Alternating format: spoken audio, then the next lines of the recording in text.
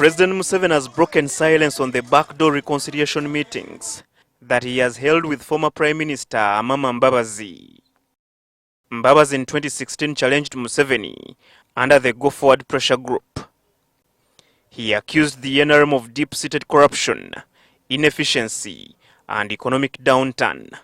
Before his departure, Mbabazi was seen as a trusted and loyal NRM cadre who was sometimes referred to as Super Minister.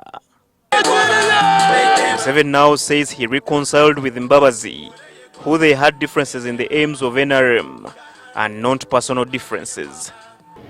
Even with the Right Honorable Mbabazi, recently I think you have been seeing me meeting them.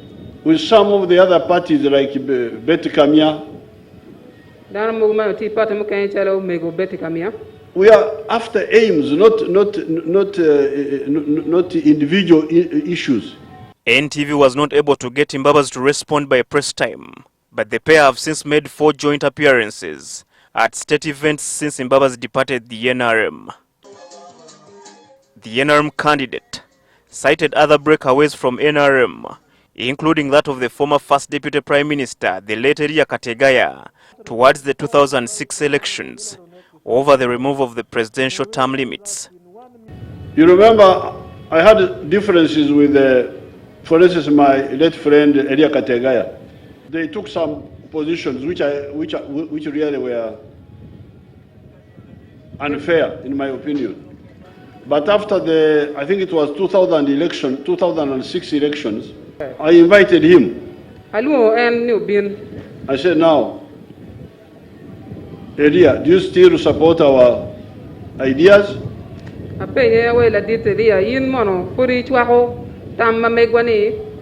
He said yes. The only problem was that he thought you go home. But I said, I go home, you have not money to finish the job. And you think you will do it better when you are alone than when we are together. I didn't agree with what they were saying. Museveni's remarks were in response to infights within the party cited by leaders in Acholi sub-region. He was on his last day of the campaign trail in Acholi sub-region. And oppositions are also creating challenges of trying to divide us, the NRM. They try to penetrate us, to create rumors, so that we start fighting ourselves. These are some of the challenges we face on the ground. Before, it was not so easy to think yellow is dominating. So we also expect those who are not agreeing with us to be there. Even we have the FDCs, we have the UPC and the rest of it. That as we leave this bomber ground today, Your Excellency, on your case, on the NRM's case, will remain solid like one person.